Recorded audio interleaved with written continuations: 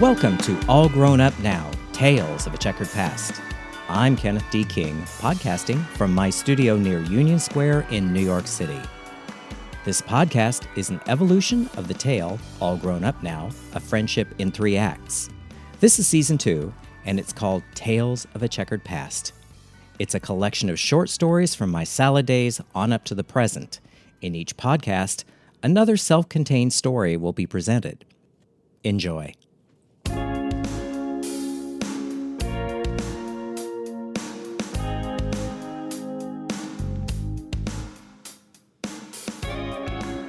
For episode 92, I have another long-form podcast that I call Lorie's Gift.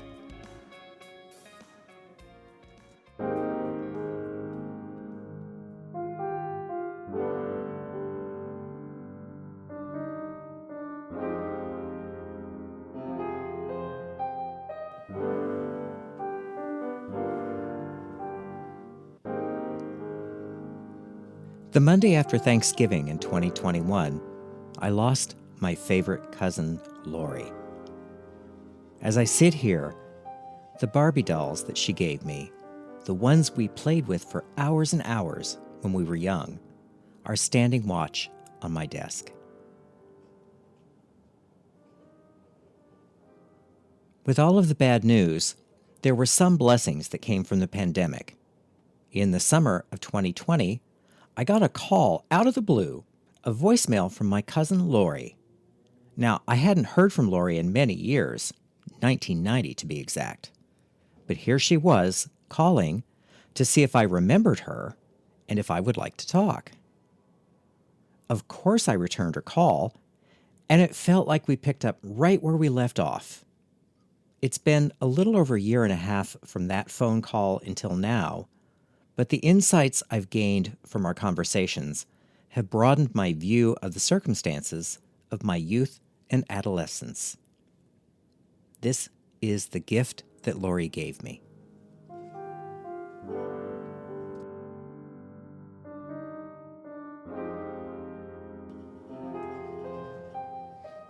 To give you some background information, Helen was Miss Ann's favorite sister. Helen married Morse. It was spelled Maurice, but he insisted that it be pronounced Morse, as in Morse code. That sounded less, pansy. They had 2 children, Rick, who was born in 1956, and Lorie, born the same year as me, 1958. They lived in a little house on East Republic Avenue, not far from our house. Helen ran a liquor store in the north part of Salina, the dodgy end of town. It was a tiny white concrete box of a building with a flickering pink neon sign that read R.M. Sullivan Liquor Store in the window. Because it was in the dodgy end of town, Helen devised a crude burglar alarm system for the store. She strung elastic across the shelves midway down, and there were Christmas sleigh bells attached to the elastic every 2 feet or so. So, if you tried to take a bottle off the shelf, the bells would ring. This discouraged thievery most of the time. When we would go visit Aunt Helen at the liquor store, we kids couldn't be out front, but had to hightail it to the office and back. I think it was illegal to have minors out front. The office, which I believe had been painted in the 1940s, was a muddy green color, stained with years of nicotine from Helen's cigarettes. I would sit at her desk and play with the heavy black rotary phone, the exact same phone Lorie would answer when she worked there, which was in the late 1990s. Miss Ann would say that Helen loved that liquor store more than she loved her husband, something Lorie confirmed to me later on.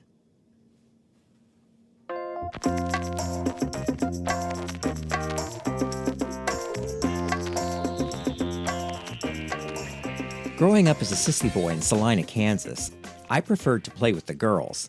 They had all the Barbies with all the pretty clothes. Now, Lorie and I were the same age, as I said, and we went over to her house a lot. Since Lorie had Barbie and her younger cousins, Francie, Twiggy, and Casey, plus lots of their clothes, We would amuse ourselves for hours playing in her room. Of course, I got grief from Uncle Morse for being such a sissy. But somehow it didn't land. Having Lorie there gave me an ally. We both kept touch when Miss Ann married Don White and we moved to Oklahoma City. I used to look forward to the summer when we'd make the drive north to stay a few days at Grandma's house and get together with relatives. Lorie and I would always go off by ourselves to hang out, talk, drive around, or go dancing. When I moved to San Francisco after college, we kept in touch by phone. Strange, though, Lorie was reluctant to visit. The few times I'd find my way back to Kansas, we would pick up where we left off like we had just seen each other a few days before. She would say that she wanted to leave, and I would offer a place to stay in San Francisco, but she never took me up on it. However, things changed in 1990 after Miss Ann's death.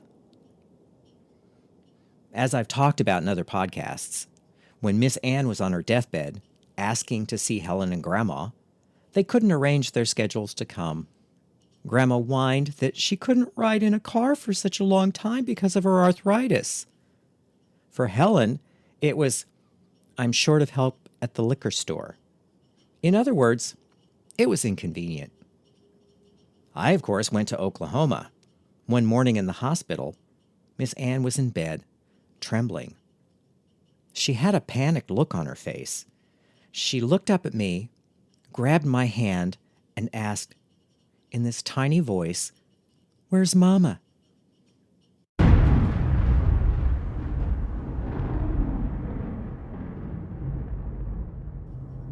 Where's Mama? Now understand that Miss Ann never referred to Grandma as Mama. It was Mother, or your grandmother, but never Mama. This was the plea of a terrified child. She wanted her Mama. So it fell to me to tell her that they weren't coming. And even as I write this, I burn with fury.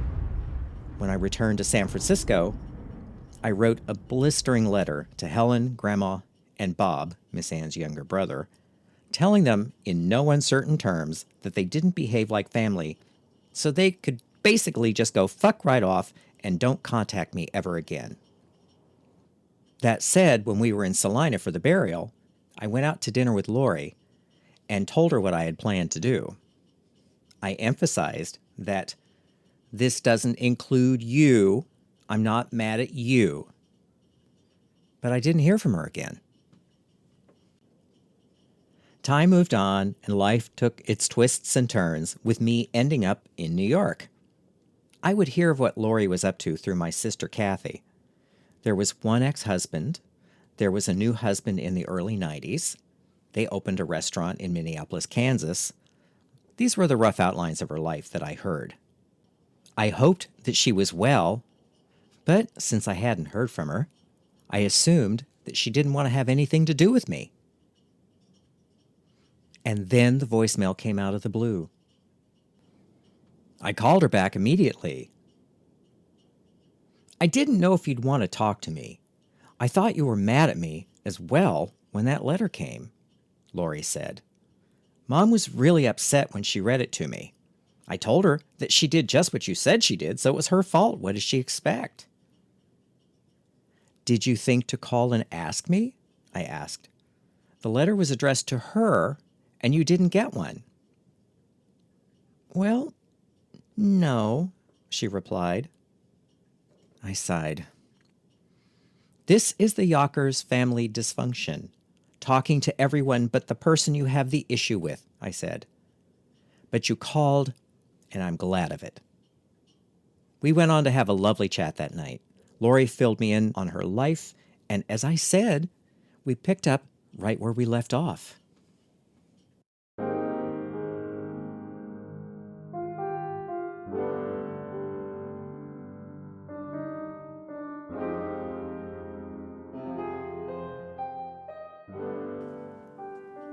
In one of our early conversations, Lorie started to ask me a question, then stopped, sounding cagey, hemming and hawing.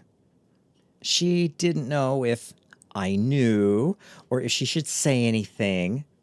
My guess was that she was referring to Miss Ann's pregnancy in the early 50s. Oh, you mean about Mom getting pregnant? Yes, I know, I told her.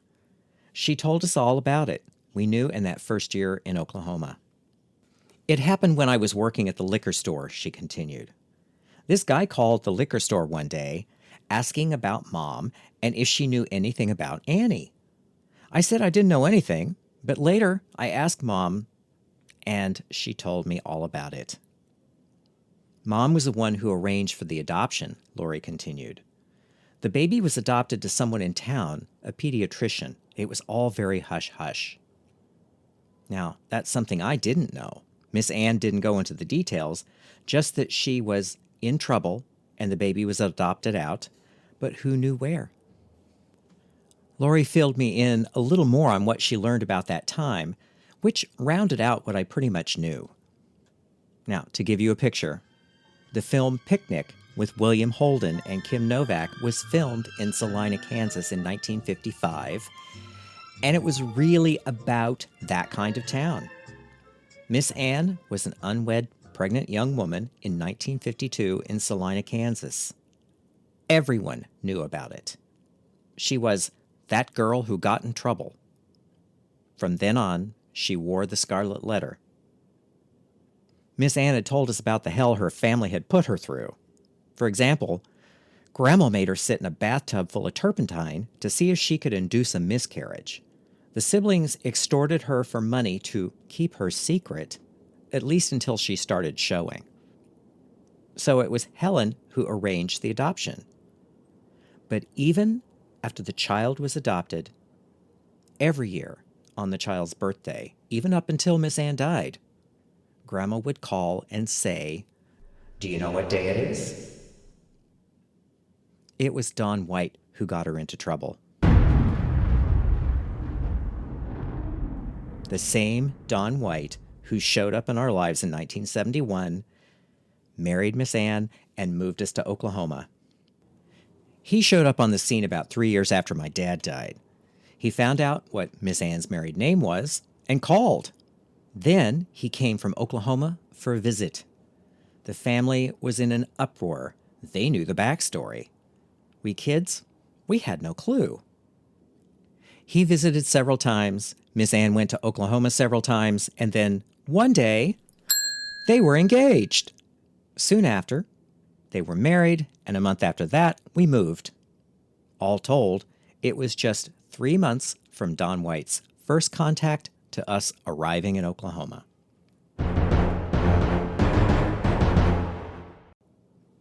After Lorie asked about my novel, I sent her a copy, which she read in one sitting. I commented on her stamina, and I thanked her for actually reading it.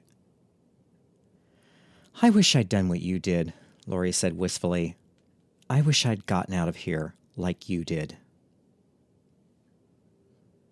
After graduating from high school, Lorie went to college for about a year. But the light bulb plant was paying good wages, so she left college to work at the plant. It seemed the sensible thing to do. She remained for over 20 years. "Happiest day of my life the day I got fired," she said. "I hated that job." From there, as best I remember, Lorie worked for a time at Helen's liquor store, which she also hated, and a Pizza Hut. Then, she and her husband started a restaurant in Minneapolis, Kansas, where she had settled after they married. The restaurant was one of the casualties of the 2008 economic collapse. That, and health issues, caused her to retire. I contrast that with where I went in the same period. I finished college. I wanted to tick the box bachelor's degree, went to work for Dillard's in OKC, moved to San Francisco, started my business, and moved to New York. "You got out of here," Lorie said again. "You had a better chance to go somewhere. I got stuck." And she was right. But it wasn't me who got out of Kansas. It was Miss Ann.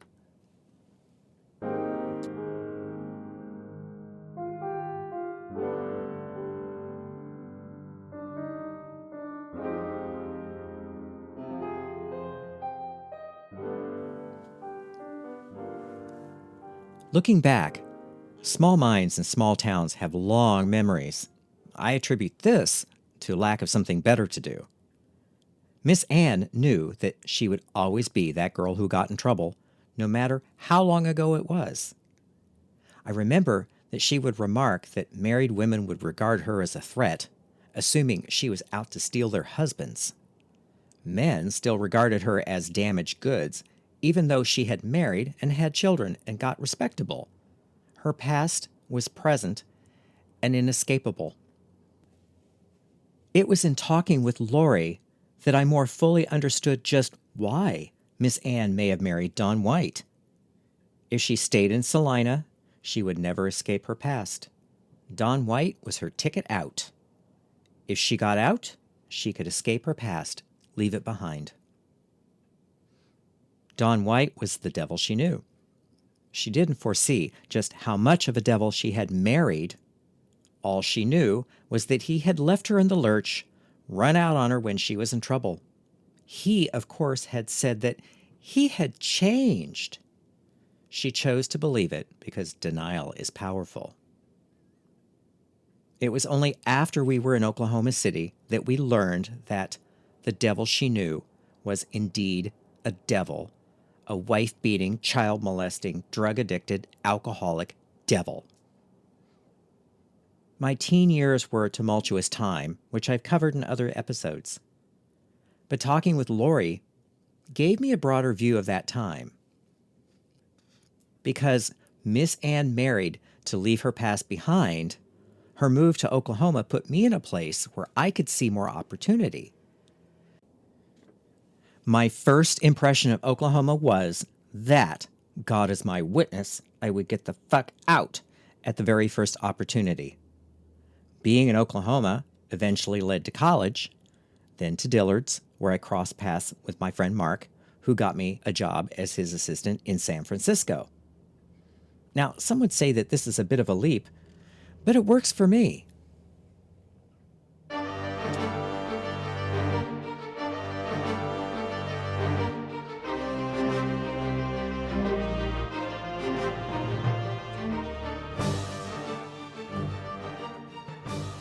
This is where I'd like to take a moment to reflect on abortion rights.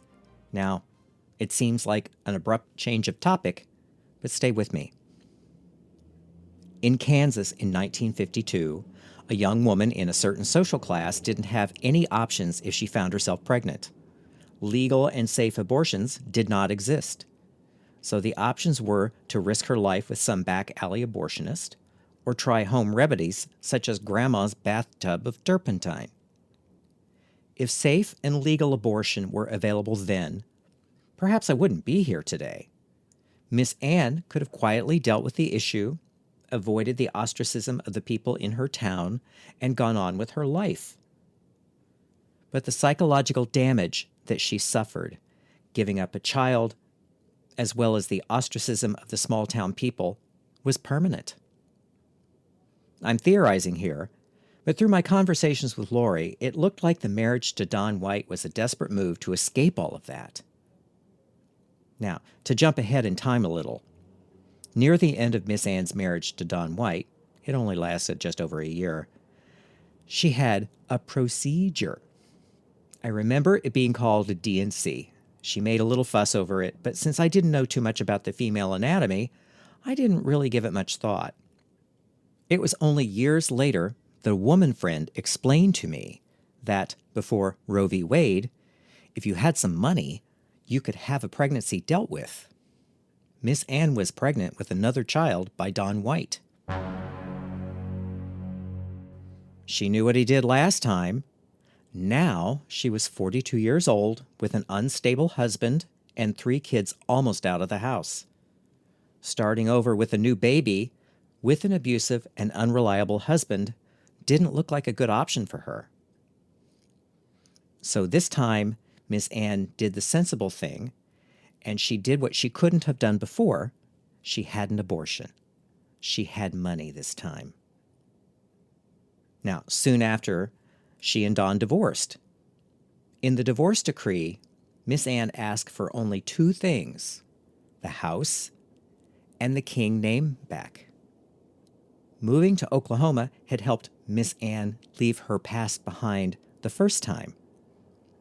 This time, she again left the past behind, just with a name change and silence.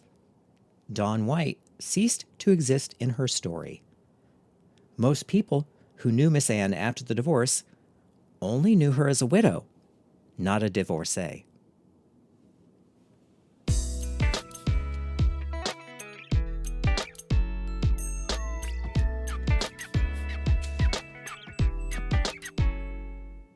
In our conversations, I was astonished at what Lorie knew of my professional life. She confessed that she'd been following me all those years, beginning with the Elton John hats, through all 26 episodes of Sewing Today, which she watched, all my articles in Threads magazine, the books, all of it. She had help from another friend from high school, who she regarded as an adopted sister. From the internet, they were able to piece together any missing gaps in my resume. We made plans for Lorie to visit me in New York, after the COVID, I would say. In the meantime, I'd text her photos of different things here, with quite a few photos of the Empire State Building. So many photos, in fact, that one day she asked me if the Empire State Building was visible from everywhere in New York. I told her that no, I live close by, so I can go see it anytime I wanted to. Then the breast cancer diagnosis came. I hadn't heard from her in a few days, so I called. She was upset. They found a tumor in my breast, she said. Oh my God, when did you find out? What are they doing? What's the treatment? I asked.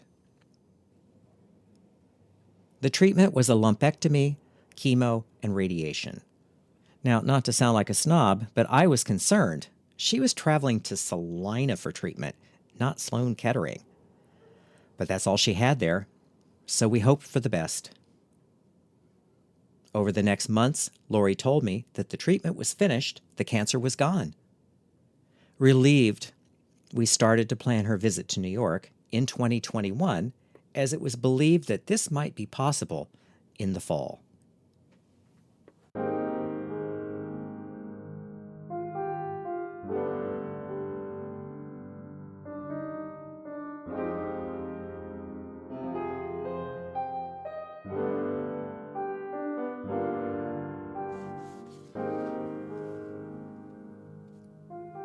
Cancer seemed to run in her family.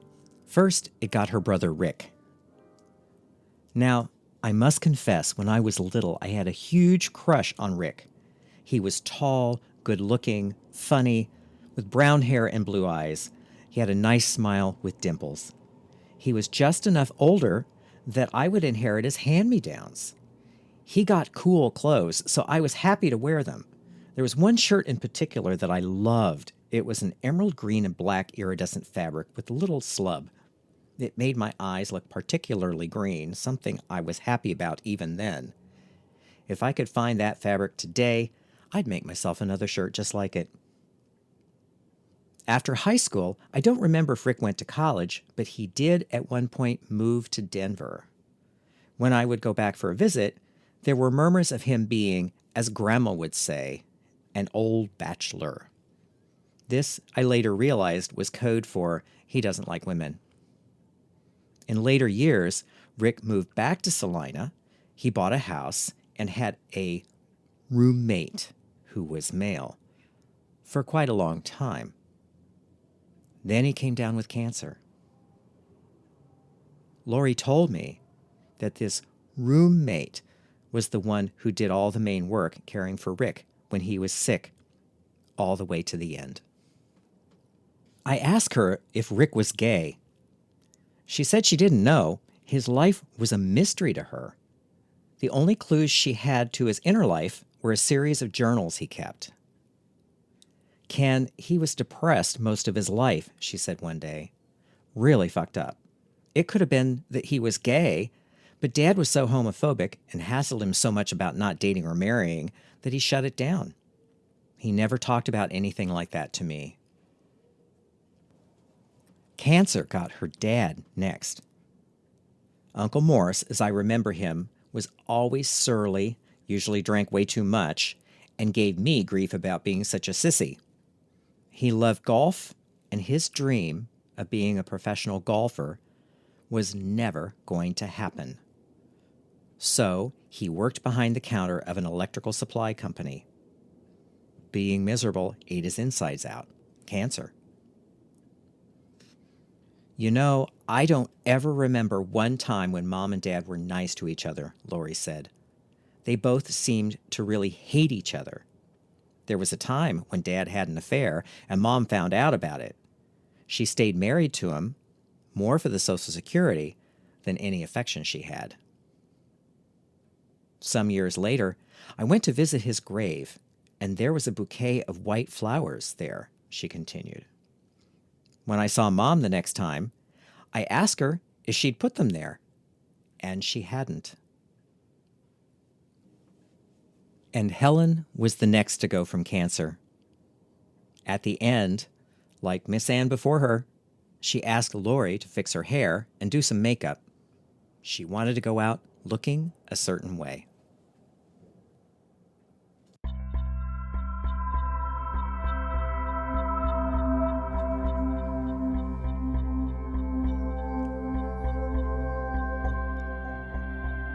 I found out about Lorie on Thanksgiving Day. My friend Stuart had been in the hospital in the end stages of pancreatic cancer all of November 2021, so I was preoccupied. He passed 2 days before Thanksgiving. One thing different about losing him, though, I got to say goodbye. The other significant people I've lost, I didn't get to say how much I love them and then say goodbye. So I got to do that with him. Now, during the month, I texted Lorie a few times to ask how she was doing, but I didn't hear any answer, which was unlike her. So I called to wish her a happy Thanksgiving. Her husband answered, which was unusual. "Could you call back in about 10 minutes?" he asked. "Absolutely," I said. 10 minutes later, I called. Lorie sounded weak. "The cancer's back," she said, and she started crying. "They've discontinued treatment. I don't want any more radiation, no more chemo." So for the second time in less than a week, I was telling someone how much I love them and then saying goodbye.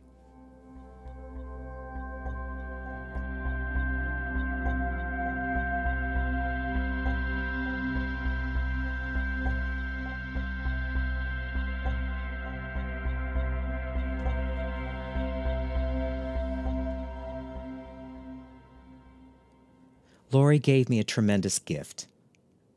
I got to see my family in a larger context. I got to see what our family, and me in particular, looked like from outside. Lorie said she always liked me best. My sister Kathy was quiet. The other one was a bitch and a bully. I was the entertaining one, the funny one. And we always had fun together. Lorie also showed me what my life might have been like had Miss Ann stayed in Kansas. Lorie lived in Minneapolis, Kansas, a wide spot in the road north of Salina. She had a husband she loved, but there wasn't a lot going on in such a small town. She tried to amuse herself as best she could in her retirement, and she passed a lot of time making embroidery, cooking, and caring for her cats. She confessed to me that most days she was bored. If Miss Ann had stayed in Kansas, I might have as well. Lorie helped me to see that. While I wouldn't have chosen my adolescence, the path to where I ultimately wanted to end up led through that chaos, bullying, and turmoil. I developed survival skills that have served me to this day. "I wish I had done what you did," Lorie said wistfully. "I wish I had gotten out of here, just like you did." Which brings me back to the Barbies sitting on my desk. One day, Lorie texted me to ask if I'd be interested in having her Barbies. She was going through her storage unit and came across them. I, of course, said I'd be delighted. "I remember you had a pink ball gown with silver lace trim. It had a dark pink velveteen evening coat with clear high heels," I texted. My phone pinged. The text read, "These?" There was a photo with the dress and the shoes. "Yes," I texted back. "Yes!" A few days later, a box arrived. There was Barbie, Twiggy, Francie, and Casey, along with the pink ball gown and a box full of tiny shoes. My mind went back to the happy times with Lorie, spent playing with these dolls. A happy part of my childhood had been given back to me.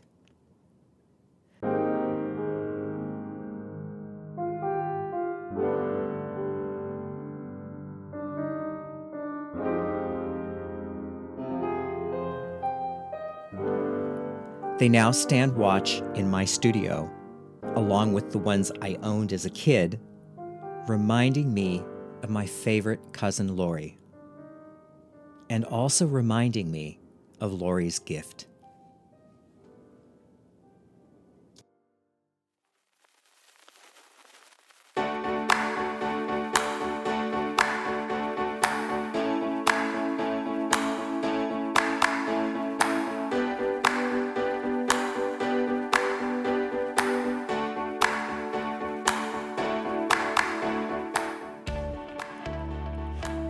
Thanks for listening. You can get the audiobook All Grown Up Now on iTunes, Audible, and Amazon, or from my website, allgrownupnow.com. You can subscribe to the podcast on iTunes, SoundCloud, Stitcher, Spotify, and Google Play. If you have any questions, you can reach me through the website, allgrownupnow.com. You can follow me on Instagram at Kenneth D. King, on Facebook at Kenneth D. King Design, or on my main website, kennethdking.com.